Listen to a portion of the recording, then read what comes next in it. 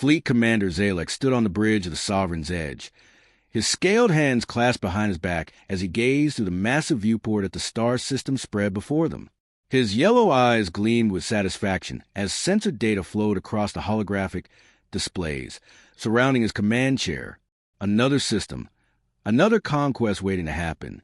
The Kethrin Empire had ruled the galaxy for 300 standard years, their bioengineered warships and superior technology crushing every species they encountered. Zalex had personally overseen 17 planetary subjugations, each one adding to his collection of honor scars that decorated his dark green hide. This mission should be no different. Commander, his tactical officer, Nexus, called from her station. We're detecting significant mining operations in the asteroid belt. The readings suggest a highly organized civilization with advanced metallurgy capabilities. Zalex's mandibles clicked in approval. Advanced metallurgy meant valuable resources and potential slave labor, the perfect combination for expanding the Empire's reach. His fleet of 12 heavy cruisers had been prowling the outer rim for months, cataloging systems suitable for conquest. This one, designated as Kepler, 442 by the primitive species inhabiting it, showed exceptional promise. What's the estimated population? Zalex asked, moving to stand behind Nexus's chair. The blue-skinned female's fingers danced across her bioneural interface, streams of data flowing directly into her enhanced nervous system. Approximately 50,000 beings concentrated on various asteroid installations and 3 orbital platforms. They appear to be a single species, designation unknown. Preliminary scans suggest they're carbon-based, bipedal, and remarkably uniform in size and structure. Weapons capability? Minimal defensive installations. Some kind of kinetic weapon systems, but nothing that would pose a threat to our shields. Their technology appears to be at least 2 centuries behind our current capabilities. Nexus paused, her head tilting slightly as new information filtered through her neural link. Commander, there's something interesting. They have a single large vessel positioned near the primary mining station. It's unlike anything in our databases. Zalex's interest sharpened. In 3 centuries of conquest, the Kethrin had encountered hundreds of species, cataloged thousands of ship designs. For something to be truly unknown was unusual. Display it. The main viewer shifted, focusing on a massive structure floating in the darkness between 2 asteroid clusters. Zalex felt his secondary heart skip a beat. The vessel was enormous, easily 3 times the length of his flagship, but its design was completely alien to everything he understood about spacecraft engineering. Where Kethrin ships were organic curves and flowing lines, this thing was all harsh angles and brutal efficiency. Its hull was a dark metallic gray that seemed to absorb light rather than reflect it. Massive rectangular sections jutted from its frame like mechanical tumors, connected by thick armored corridors that gave the entire structure the appearance of an industrial complex rather than a warship. What are those protrusions? Zalex asked, pointing at the rectangular sections. Nexus consulted her readings. Unknown. The metal composition is fascinating, though it appears to be some kind of layered armor system we've never encountered. Multiple materials fused together in patterns that suggest... Commander, this doesn't make sense. Explain. The construction methods are primitive, but the application is remarkably sophisticated. It's as if they took inferior materials and somehow made them more effective than they should be. The armor thickness alone suggests they expect to take tremendous amounts of damage. Zalex studied the strange vessel more carefully. Now that Nexus mentioned it, everything about the ship's design suggested a species that had spent considerable time thinking about how to survive in combat. The placement of what appeared to be weapon systems, the redundant armor layers, even the way the hull was segmented to contain damage. Have they detected us? He asked. Negative, Commander. We're still operating under stealth protocols. They show no signs of awareness regarding our presence. Good.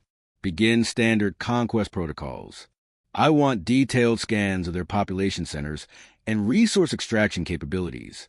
This system will make an excellent addition to the Empire. Zalex turned away from the viewer, his mind already calculating the logistics of planetary subjugation. And prepare a communication package. Let's introduce ourselves to these... What are they calling themselves? According to intercepted communications, they refer to themselves as humans, Commander. Humans? Zalex tested the word, his translator struggling with the alien phonemes. Prepare standard conquest terms. Total surrender, population relocation to designated work colonies, full resource extraction rights. The usual package. Understood, Commander. Shall I begin tactical analysis of their defensive capabilities? Zalex glanced back at the strange human vessel on the screen. Something about its design nagged at him, a feeling he couldn't quite identify. In 3 centuries of conquest, the Kethrin had learned to recognize certain patterns in alien military thinking. Most species built their warships for exploration, trade, or defense. This human ship looked like it had been built for one purpose only. Yes, he said finally, but maintain maximum caution. There's something about that ship I don't like. Commander, with respect, it's a single vessel against our entire fleet. Even if it's armed, what possible threat could it represent? Zalex didn't answer immediately.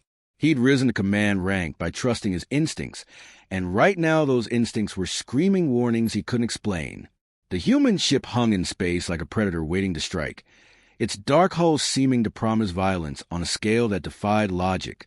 Begin long-range scans, he ordered. I want to know everything about that ship before we announce our presence. Something tells me these humans might be more dangerous than they appear. As his crew began their analysis, Zalex couldn't shake the feeling that he was looking at something fundamentally different from every other species the Empire had encountered. The humans had built their ship like a weapon first, and everything else second. That suggested a mindset he'd never encountered before. A species that understood war not as a means to an end, but as an art form. The tactical briefing room aboard the Sovereign's edge hummed with nervous energy as Zalex's senior officers gathered around the holographic display table. 3 hours of intensive scanning had revealed details about the human vessel that defied conventional military wisdom, and Zalex found himself questioning assumptions he'd held for his entire career. Report, he commanded, settling into his chair as the other officers took their positions around the table. Lieutenant Commander Vex, his chief intelligence officer, activated the display. The human warship materialized in 3-dimensional detail. Its brutal architecture rotating slowly as data streams cascaded down the sides of the projection. The vessel appears to be what humans call a dreadnought, Commander. Length, 2,400 meters. Mass, approximately 14 million tons. Crew complement estimated at 3,000 beings. Vex's voice carried a note of disbelief. Sir, those numbers don't make sense for a single vessel. Explain. The mass-to-length ratio suggests armor thickness we've never encountered. Our deepest scans indicate hull plating over 6 meters thick in some sections, with multiple redundant layers of different materials. It's not just thick, Commander. It's engineered for sustained combat against multiple opponents.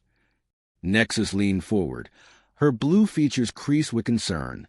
We've identified what appear to be weapon systems, but the configurations are unlike anything in our databases. These rectangular protrusions we observed earlier, they're weapon batteries, Commander, massive ones. The hologram shifted, highlighting the jutting sections along the human ship's hull. Zalex counted at least 16 of them, each one larger than an entire Kethrin cruiser. Each battery appears to house multiple weapon systems. Vex continued. We're detecting massive power conduits, ammunition storage systems, and what can only be described as industrial-grade manufacturing facilities. Commander, we think they build their ammunition aboard the ship. Build their ammunition? Zalex's mandibles clicked in confusion. That's impossible. No species has ever needed that much firepower in a single engagement. That's what concerns us, sir. The entire ship appears designed for extended combat operations without resupply. These humans have built a vessel capable of fighting continuously for months, possibly years. Zalex studied the rotating hologram more carefully. Now that his officers had pointed it out, he could see the logic in the human design. Every system appeared to have multiple backups.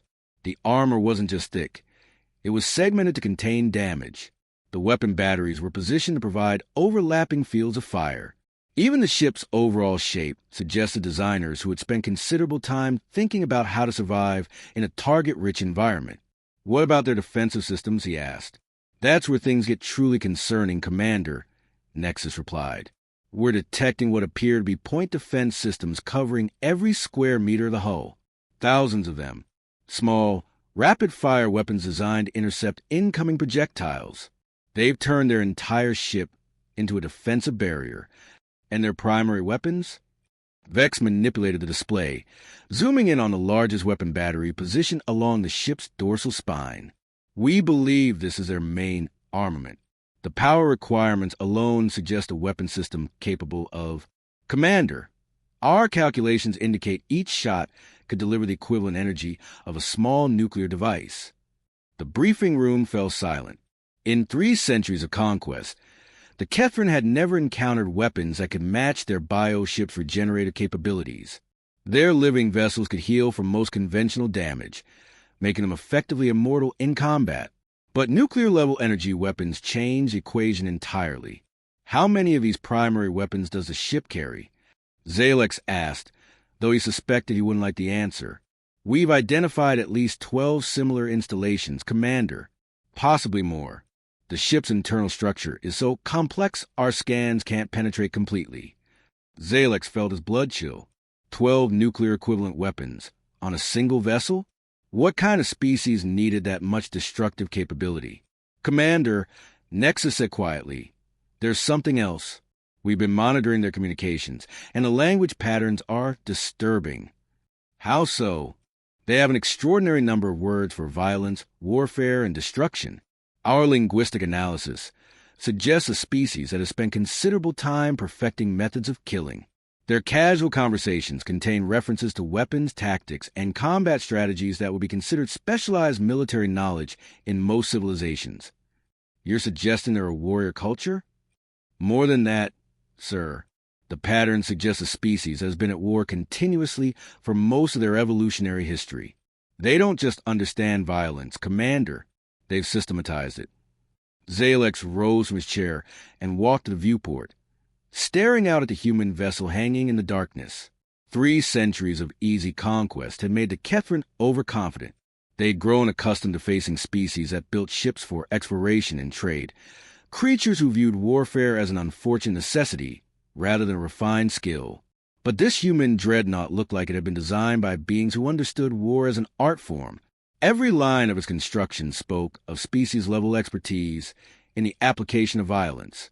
These weren't traders or explorers who happened to carry weapons. These were killers who had built themselves a perfect killing machine. Commander, his communications officer called from the bridge. We're receiving a transmission from a mining colony. It appears the humans are aware of our presence. Zalex's spine stiffened. Impossible. We're operating under full stealth protocols. Sir, they're transmitting on a wide band, addressing us directly. The message is brief. Put it through. The main display switched to show a human face for the first time. The creature was pale-skinned with dark hair and cold blue eyes that seemed to look directly through the screen. When it spoke, its voice carried a calmness that sent chills down Zalex's spine. Unknown vessels. This is Captain Sarah Chun of the United Earth Starship Ragnarok. You are trespassing in human-controlled space.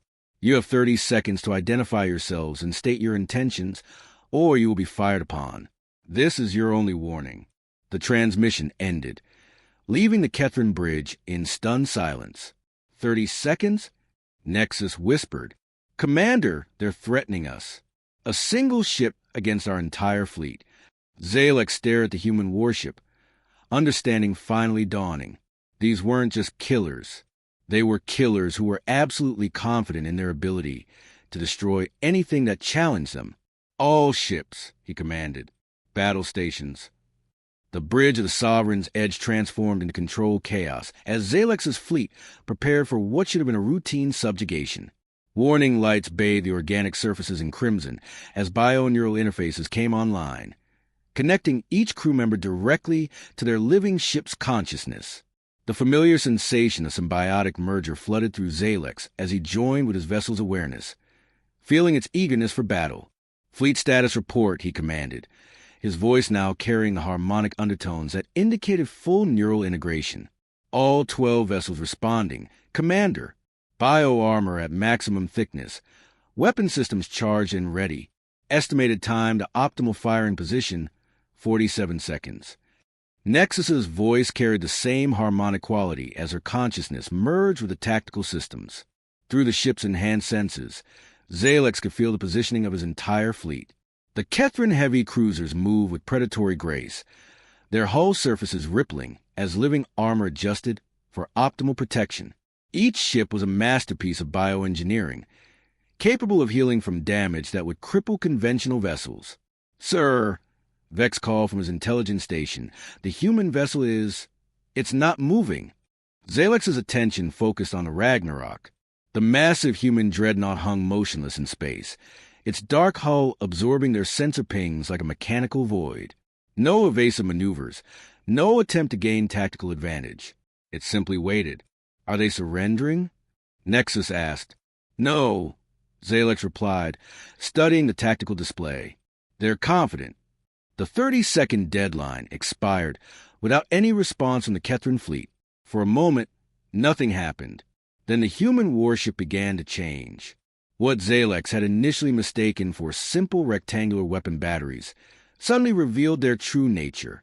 The massive protrusions along the Ragnarok's hull split open like mechanical flowers, revealing layer upon layer weapon systems that defied comprehension. Hundreds of gun barrels emerged from each battery, ranging from small point defense weapons to massive artillery pieces that dwarfed anything in the Kethrin arsenal. By the ancestors, Nexus breathed, "Commander, we're detecting over 4,000 individual weapon systems coming online." 4,000? Zalex's mandibles clicked in disbelief. That's impossible. No single vessel could power that many weapons simultaneously. "Sir, energy readings are spiking across the board. Their reactor output is..."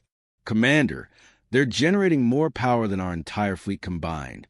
The tactical display exploded with threat indicators as the human ship systems came fully online.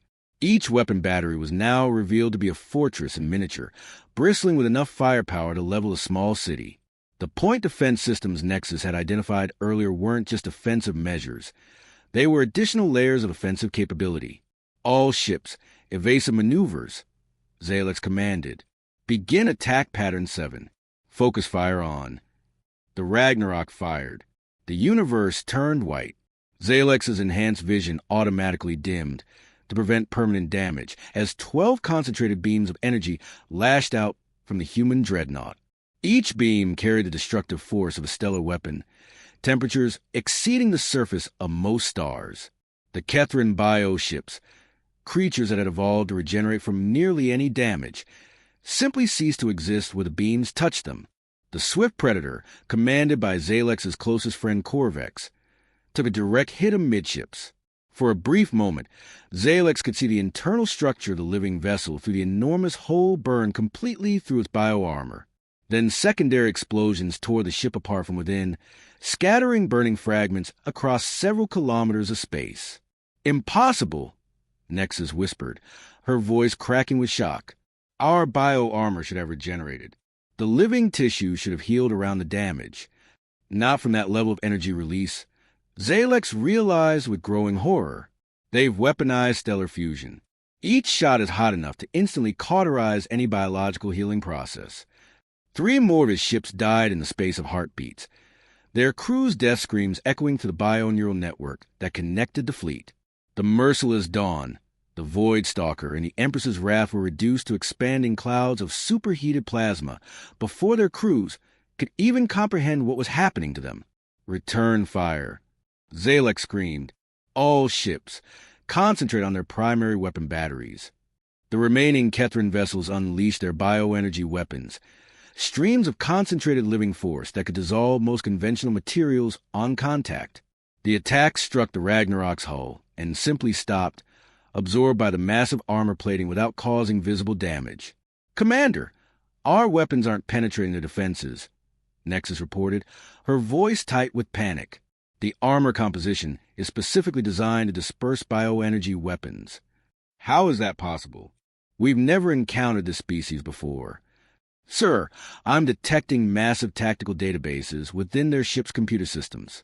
They've been studying us. Commander, This entire engagement was planned. The revelation hit Zalex like a physical blow. The humans hadn't just stumbled across Kethran technology. They'd been preparing for this encounter, designing their weapons and defenses specifically to counter bioship capabilities. But how? The Kethran Empire's expansion had been methodical, thorough. How had these humans learned enough about their technology to develop such perfect countermeasures? The Ragnarok fired again, this time with secondary weapons that Zalex hadn't even noticed powering up. Streams of kinetic projectiles erupted from smaller gun batteries, each round traveling at a significant fraction of light speed. The projectiles tore through his remaining ships like tissue paper, their bio-armor providing no protection against the sheer kinetic energy of the impacts. Emergency jump, Zalex commanded. All ships, emergency jump to rally point 7. Commander, the space around us is being disrupted. They're generating some kind of interdiction field. We can't engage our biodrives. Zalex felt true fear for the first time in his military career.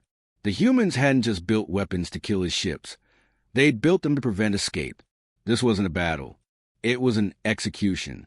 On the tactical display, only 5 Kethran vessels remained functional, and all of them were taking damage faster than their bio-armor could regenerate. The human dreadnought continued to fire with mechanical precision, each shot perfectly calculated to inflict maximum damage. "Sir," Vex called out, his voice barely audible over the sound of hull breaches and dying biosystems. "I'm reading something in their communication channels. They're not just destroying us, Commander. They're studying us, recording everything, learning from our tactics, our technology, our weaknesses."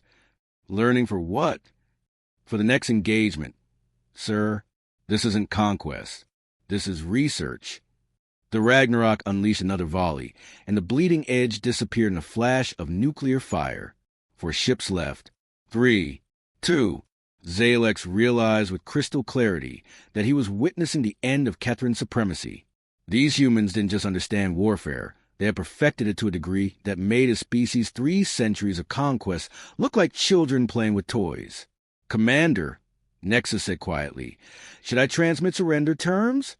Zalex watched the last of his escort vessels die, and understood that surrender was not an option the humans were offering. Commander Zalex felt the Sovereign's edge shudder as another volley from the human dreadnought found its mark. Bio-armor plating screamed as it tried desperately to regenerate faster than the superheated plasma could cauterize the wounds. Through his neural link with the ship, he experienced every moment of his vessel's agony as a personal trauma. "Hull integrity at 37% and falling," Nexus reported. Her voice strained as she fought to maintain connection with the failing tactical systems. "Bio-armor regeneration has completely stopped along the port side. The thermal damage is too severe. All remaining power to engines," Zalex commanded. "If we can reach the asteroid field, we might be able to break their target lock." But even as he spoke, he knew it was hopeless. The human warship had demonstrated capabilities that defied everything he understood about space combat. They weren't just superior. They were operating on a completely different level of technological sophistication. "Commander," Vex called from his station, his voice tight with disbelief. "I've been analyzing their weapon signatures. Sir, they're not using random energy frequencies. Every shot is precisely calibrated to cause maximum damage to biotissue. They know exactly how our ships are constructed. That's impossible. We've never encountered this species before. Sir, I'm detecting transmitted data streams between their ship and something outside the system. They're sending real-time combat footage somewhere. This entire engagement is being recorded and transmitted to... I can't determine the destination, but the signal strength suggests a vast network." The implications hit Zalex like a physical blow. The humans weren't just documenting this battle for their own purposes. They were sharing the information, possibly with an entire civilization that had been preparing for war with the Kethran Empire. How long had they been watching? How much did they know? "Commander, incoming transmission from the human vessel," his communications officer announced. "Put it through." Captain Chen's face appeared on the main display again, but this time Zalex could see the bridge of the human warship behind her. The command center was a marvel of efficient brutality, every surface covered with tactical displays, showing real-time battle information. Human crew members moved with practiced precision, managing weapon systems and defensive measures with the casual efficiency of beings who had spent their lives perfecting the art of destruction. Catherine Vessel, Chin said, her voice carrying no trace of emotion. This is your final opportunity to transmit your surrender and provide tactical information about your fleet dispositions. You have 15 seconds to comply. Surrender? Zalex's mandibles clicked in outrage. We are the Kethran Empire. We have conquered hundreds of worlds. We do not surrender to primitive species. Captain Chen's expression didn't change. 14 seconds. You cannot possibly defeat the entire Empire with a single ship. Our bio-fleets will overwhelm you. 10 seconds. I should mention that we've been monitoring your communications with your home worlds. We know the locations of your primary shipyards, your resource extraction facilities, and your command centers. Zalex felt his secondary heart stop. The humans had been intercepting Kethran communications across multiple systems. The security implications were staggering. 5 seconds, Chin continued. You should also know that the Ragnarok is not alone. This system contains 17 additional human warships, all of them equipped with weapons specifically designed to counter bioship technology. 17 ships? Nexus whispered. Commander, our sensors aren't detecting any additional vessels. Stealth technology beyond our detection capabilities, Zalex realized. They've been watching us since we entered the system. This entire engagement was a trap. Time's up, Captain Chin announced. The Ragnarok fired its primary weapons again, but this time the targeting was surgical rather than devastating. Precise energy beams struck the Sovereign's Edge's engine systems, weapon batteries, and command centers with pinpoint accuracy. Within seconds, Zalex's flagship was completely disabled but still intact. Commander, all primary systems are offline, Nexus reported. We're completely helpless. Why didn't they destroy us? Zalex asked, though he suspected he knew the answer. Because they want information, Vex replied grimly. Everything we know about the Empire's military capabilities, ship construction, tactical doctrines, and strategic planning. They're going to dissect our knowledge the same way they dissected our fleet. The tactical display showed a new contact approaching rapidly. It wasn't another warship. It was something Zalex had never seen before. The vessel appeared to be a specialized capture and boarding craft, its hull bristling with cutting tools, docking mechanisms, and what could only be described as surgical equipment designed for taking apart bioships. Incoming boarding craft. Nexus announced unnecessarily. Commander, what are your orders? Zalex stared at the approaching human vessel and realized that his 3-century career of conquest was about to end in the most humiliating way possible. He would become a source of intelligence for a species that had just demonstrated ability to casually destroy the most powerful military force in the galaxy. Sir, Vex said quietly, there's something else you need to know. I've been analyzing the tactical data from this engagement, and the patterns suggest something terrifying. More terrifying than what we've already witnessed? Yes, Commander. The humans weren't fighting at full capacity. Based on their power output curves and weapon cycling rates, I estimate they were operating at approximately 15% of their maximum combat capability. The words hit Zalex like ice water. 15%? Sir, if my calculations are correct, a single human dreadnought operating at full combat efficiency could destroy our largest battle fleets without sustaining significant damage. And if there are really 17 of these ships in the system alone... Zalex couldn't finish the thought. The Kethran Empire, which had dominated the galaxy for 3 centuries through superior technology and ruthless military efficiency, had just encountered a species that treated their most powerful warships as minor training exercises. Commander, Nexus said, her voice barely a whisper, what kind of species builds weapons like this? What were they fighting before they encountered us? The boarding craft attached to the Sovereign's Edge's hull with mechanical precision. Through the bio-neural link, Zalex could feel his ship's terror as alien cutting tools began penetrating its living tissue. The humans weren't just boarding his vessel. They were performing surgery on it. carefully accessing its most sensitive systems with the skill of beings who understood bioship construction better than the creatures who had built them. They were fighting each other, Zalex realized with dawning horror. For millennia, they've been fighting each other. Every weapon system on that ship, every tactical doctrine they've demonstrated, every strategic capability. It was all developed through constant warfare against opponents of equal intelligence and creativity. You're saying they spent their entire evolutionary history perfecting the art of killing? Not just killing Nexus, killing other humans, beings just as clever, just as dangerous, just as innovative as themselves. We've been conquering species that developed spaceflight for exploration and trade. The humans developed it to kill each other more efficiently. The boarding party was inside his ship now, moving through the corridors with the practiced efficiency of Special Forces soldiers. Zalex could hear the sound of his crew being systematically captured, their bio-neural interfaces being severed and replaced with human monitoring devices.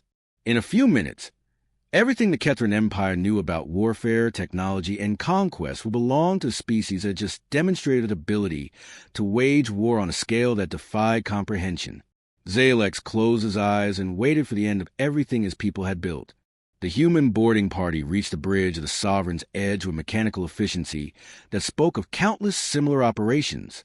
Zalex watched through failing bio-neural connections as his crew was systematically processed by soldiers wearing advanced combat armor that seemed to anticipate and counter every possible Kethran defensive measure.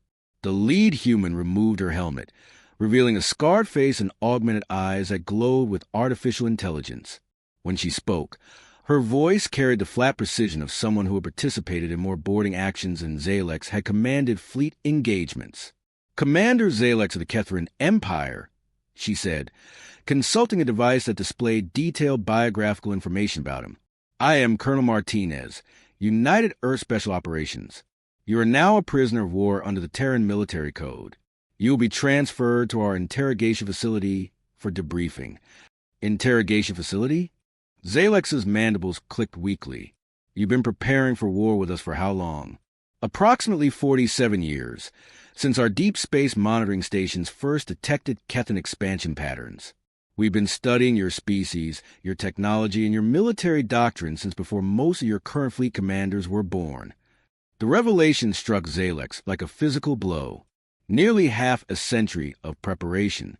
While the Kethran Empire had been confidently expanding through what they believed was empty space, the humans had been watching, analyzing, and preparing countermeasures for every aspect of their military capability.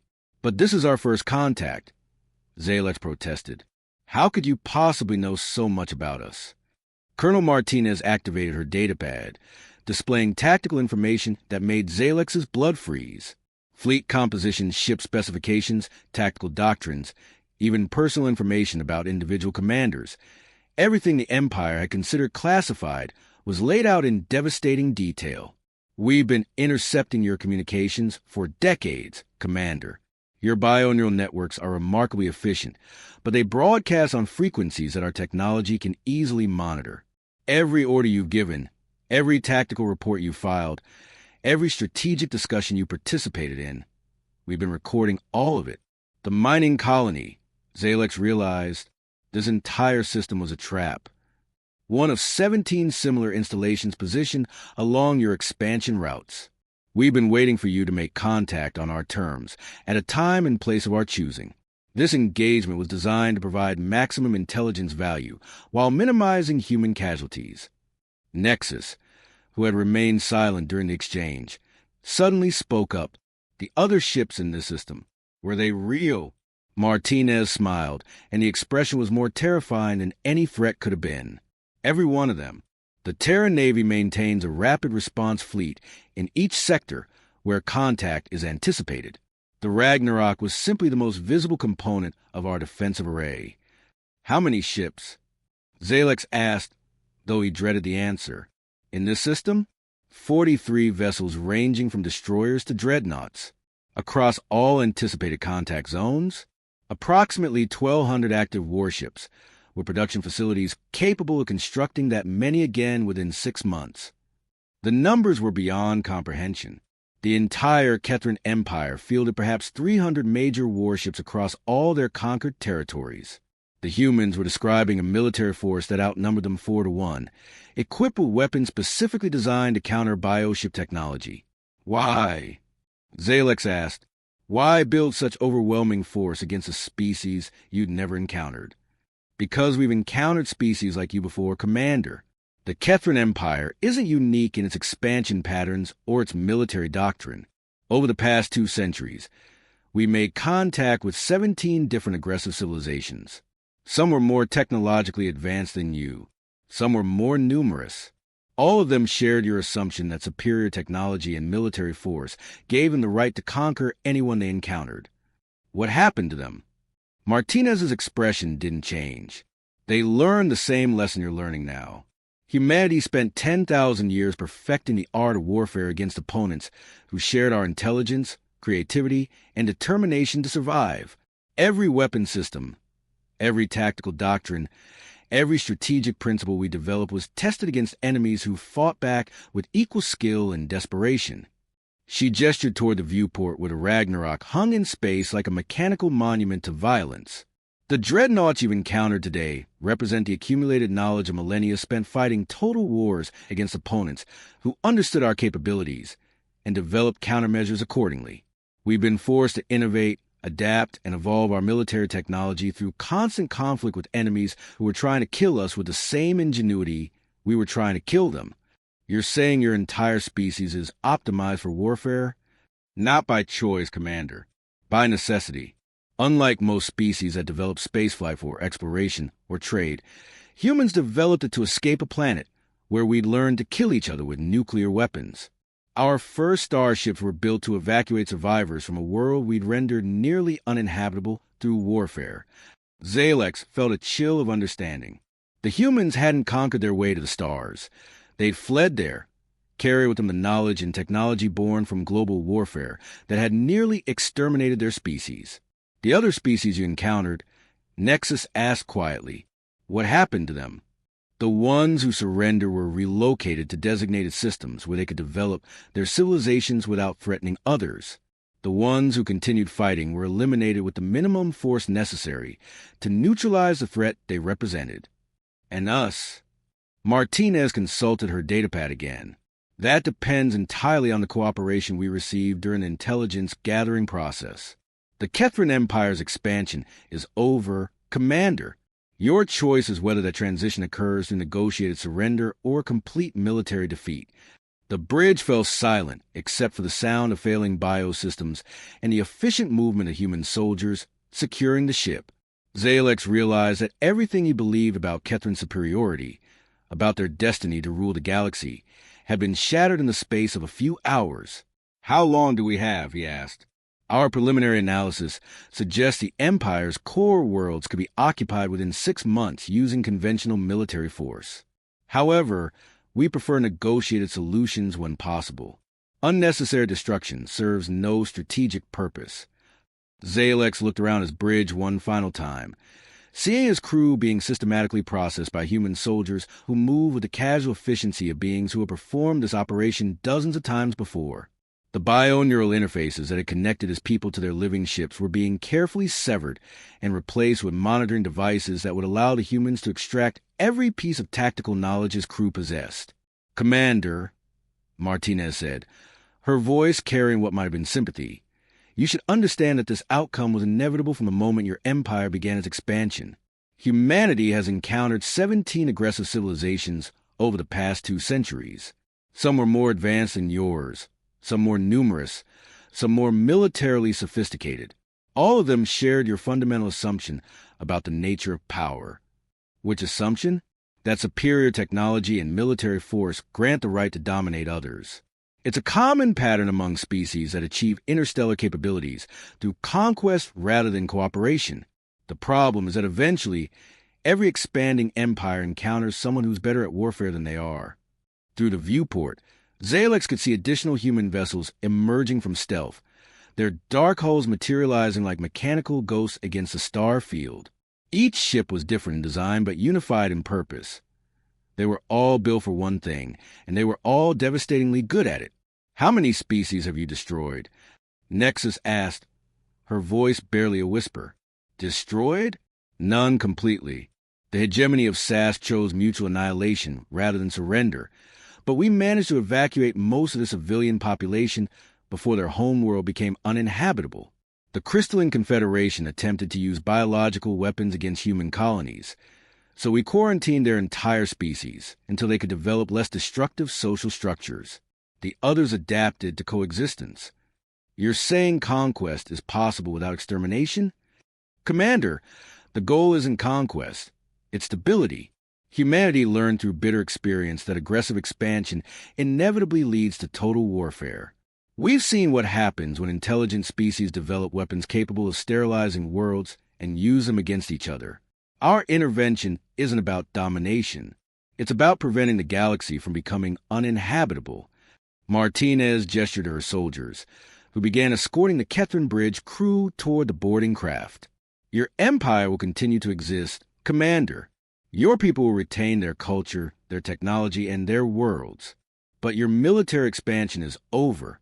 The resources you've been devoting to conquest will be redirected towards scientific advancement and peaceful development. And if we refuse, then you'll join the historical record alongside species that made similar choices.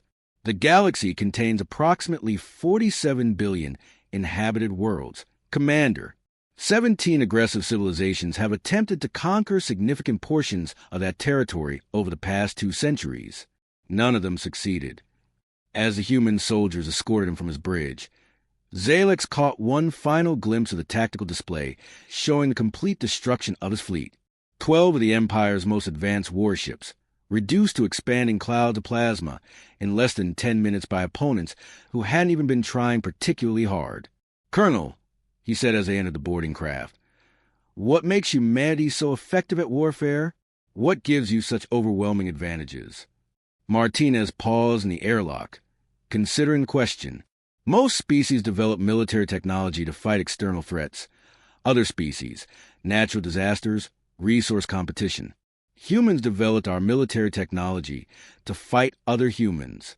Every weapon system, every tactical doctrine, every strategic principle we employ was tested against opponents who shared our intelligence, our creativity, and our desperate determination to survive.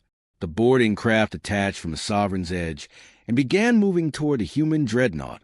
Through the small viewports, Zalex could see his flagship being systematically dissected by specialized vessels. Its biotechnology carefully analyzed and cataloged by beings who understood its construction better than many of its designers. We spent 10,000 years learning to kill each other with increasing efficiency. Martinez continued. Nuclear weapons, biological agents, orbital bombardment, relativistic projectiles. We explored every possible method of warfare and developed countermeasures for all of them. When we finally achieved interstellar flight, we brought that accumulated knowledge with us. But why continue building weapons if you'd already achieved spaceflight? Because we knew we weren't alone, Commander. Logic suggested that eventually we would encounter other species, and probability indicated that some of them would be aggressive. We prepared for that eventuality by assuming our opponents would be at least as intelligent and creative as we were. The boarding craft docked with a Ragnarok, and Zalex got his first close look at the interior of a human warship. What he saw defied every assumption he'd held about spacecraft design. The corridors were wide enough to move large equipment quickly. The walls were lined with damaged control systems, and every surface showed evidence of being designed for rapid repair and modification. This ship was built to fight continuously for years without returning to port, he realized. The Ragnarok has been on active patrol for 8 months, Commander. Her manufacturing facilities have produced over 2 million rounds of ammunition during that time, while her repair systems have upgraded her armor and weapons based on intelligence gathered from previous engagements. She's more capable now than when she left Earth. They passed through sections of the ship that resembled industrial complexes more than spacecraft. Automated manufacturing systems worked constantly, producing replacement parts, ammunition, and upgraded components. The entire vessel was designed as a self-sustaining war machine capable of adapting to any threat it encountered. How long can ships like this operate independently? The current record is held by the UES Nemesis, which completed a 4-year patrol mission without return to port. She encountered and neutralized 3 separate hostile fleets during that time, upgraded her capabilities after each engagement, and returned to Earth with more advanced systems than when she departed. The interrogation facility was unlike anything Zalex had imagined. Instead of crude torture chambers, he found sophisticated medical and technological suites designed to safely extract information while preserving the subject's health and mental stability. Human technicians moved efficiently between bio-neural interface analyzers and quantum consciousness mapping devices. We're going to learn everything you know about the Kethran Empire, Commander, Martinez explained as they entered the main processing center. Your fleet dispositions, your industrial capabilities, your population centers, your political structure, all of it. The process is designed to be as painless as possible, but it is thorough. And then you'll be returned to your people with a message from the Terran government. The age of Kethran expansion is over. Your species can choose to transition peacefully to a defensive posture, or you can choose to resist and face the consequences. Zalex was secured to a bio-neural interface chair that looked disturbingly similar to Kethran technology. How do you know so much about our equipment? We've been studying captured Kethran vessels for nearly 5 decades, Commander. Did you think your expansion occurred in a vacuum? Every species you conquered left survivors, refugees who made their way to human space, carrying intelligence about your capabilities. We've had plenty of time to prepare. As the human technicians began connecting monitoring devices to his neural interfaces, Zalex realized that the Kethran Empire's 3 centuries of conquest had created the very intelligence network that would now be used to destroy it. Every species it had subjugated, every survivor who had escaped, every refugee who had fled to human space had contributed to the comprehensive understanding that had made this defeat possible. Commander, Martinez said as the consciousness mapping systems came online, you should know that this process will be recorded and transmitted to every Kethran command center simultaneously. Your superiors will watch in real time as we extract complete intelligence about their military capabilities. By the time you wake up, the strategic balance of power in this galaxy will have shifted permanently. The last thing Zalex saw before the neural interface activated was a tactical display showing human fleets moving toward every major Kethran system, carry with them the accumulated knowledge of 10,000 years of human warfare and the absolute certainty that resistance was futile. The Kethran Empire's age of conquest was over. The age of human oversight had begun.